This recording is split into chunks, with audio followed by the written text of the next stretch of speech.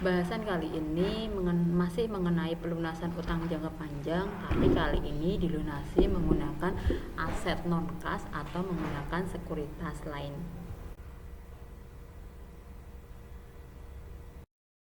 Untuk pelunasan kewajiban jangka panjang dengan menukarkan dengan aset non-kas atau menggunakan sekuritas lain, dari sisi kreditur atau yang meminjamkan uang, maka harus mencatat aset non-kas yang diterima atau bunga ekuitas yang diterima pada nilai wajarnya. Sedangkan dari sisi debitur akan mengakui yang pertama, kita akan mencatat dulu selisih nilai buku atau carrying value utang terhadap nilai wajar aset atau ekuitas yang ditransfer. Kita bandingkan, jika nilai buku atau carrying value dari utang ternyata lebih besar daripada nilai wajar aset atau ekuitas, maka akan diakui gain from loan redemption. Sedangkan sebaliknya, jika nilai buku atau carrying value dari utang lebih kecil daripada nilai wajar aset yang ditransfer, maka akan kita akui sebagai loss from redemption. Yang kedua, debitur juga akan mencatat selisih dari nilai buku aset yang ditransfer terhadap fair value aset tersebut. Jika nilai buku aset itu ternyata lebih besar daripada fair value aset, maka akan diakui sebagai loss from asset disposal.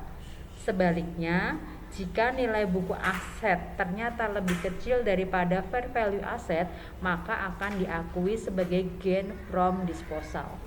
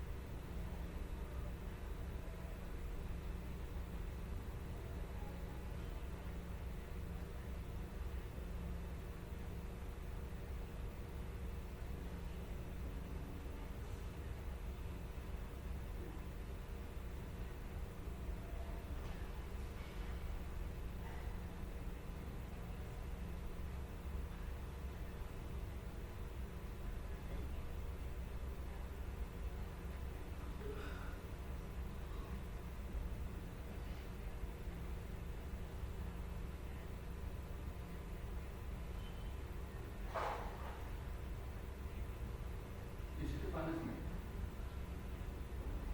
Panas nggak? Panas. Panas. Di situ panas. Gerak.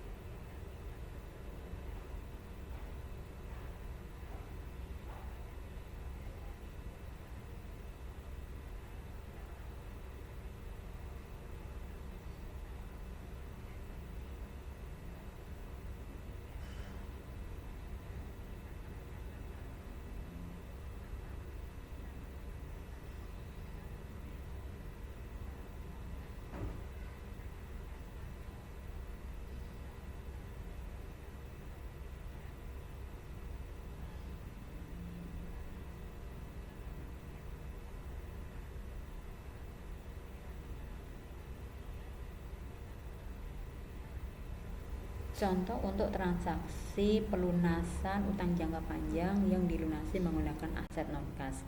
Misalkan di sini Bank A meminjamkan uang senilai 500 miliar kepada PTB yang digunakan oleh PTB untuk membangun apartemen.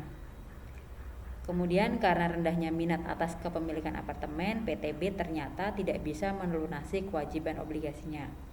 Bank A setuju untuk menerima bangunan apartemen tersebut yang memiliki nilai wajar 400 miliar untuk pelunasan seluruh kewajiban PTB. Nilai buku apartemen menurut catatan PTB adalah 550 miliar. Kita akan mencatat dari sisi debitur atau dari sisi PTB. Yang pertama, kita akan membandingkan dulu antara carrying value utang dengan fair value aset yang akan kita serahkan. Nilai carrying value utang di sini adalah 500 miliar. Kemudian fair value dari aset yang diserahkan, yaitu fair value dari apartemen, nilainya adalah 400 miliar. Ternyata di sini nilai carrying value dari utang ternyata lebih tinggi daripada fair value dari aset. Maka kita akan mengakui adanya gain dari pelunasan. Gain from loan extinguishment senilai 100 miliar. Berikutnya yang kedua, kita akan membandingkan antara nilai buku dari aset yang kita serahkan, nilai buku dari apartemen dibandingkan dengan nilai wajar dari apartemen. Nilai buku dari apartemen adalah 550 miliar. Nilai wajarnya tadi 400 miliar. Nilai bukunya ternyata lebih tinggi daripada nilai wajar dari apartemen tersebut. Maka kita akan mengakui adanya loss from asset disposal senilai selisih yaitu 150 miliar. Sehingga kita akan mencatat transaksi tersebut. Yang pertama, kita akan mendebit atau menghapuskan notes payable senilai 500 miliar. Kemudian kita akan mencatat loss from asset disposal senilai 150 miliar.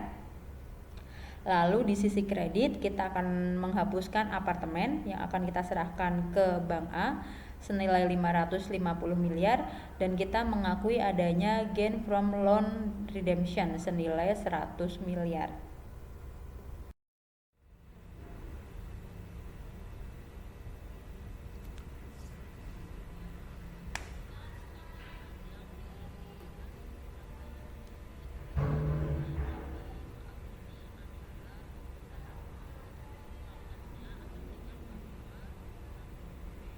Oh, ora ganti gajimu.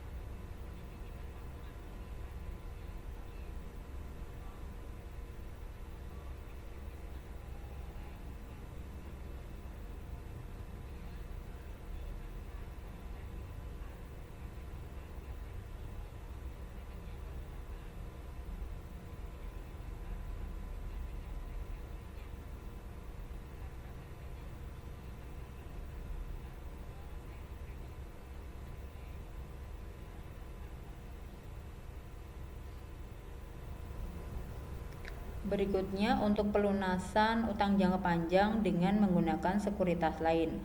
Sekuritas lain yang di soal ini adalah saham. Contohnya, asumsikan bahwa Hamburg Bank setuju untuk menerima dari bond mortgage senilai 320.000 saham biasa dengan nilai parnya 10 euro yang memiliki nilai fair value-nya, nilai wajarnya 16 juta euro. Untuk pelunasan penuh pinjaman obligasi senilai 20 juta euro. Kita akan mencatat dari sisi debitur, bond mortgage. Yang pertama, kita akan membandingkan antara carrying value dari utangnya yaitu 20 juta, kita bandingkan dengan fair value dari sekuritas yang kita serahkan. fair value dari sahamnya adalah 16 juta. Kemudian carrying value dari utangnya adalah 20 juta.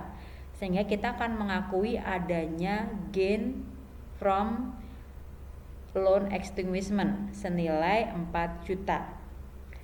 Kemudian selisih antara harga par karena di sini sekuritasnya adalah saham.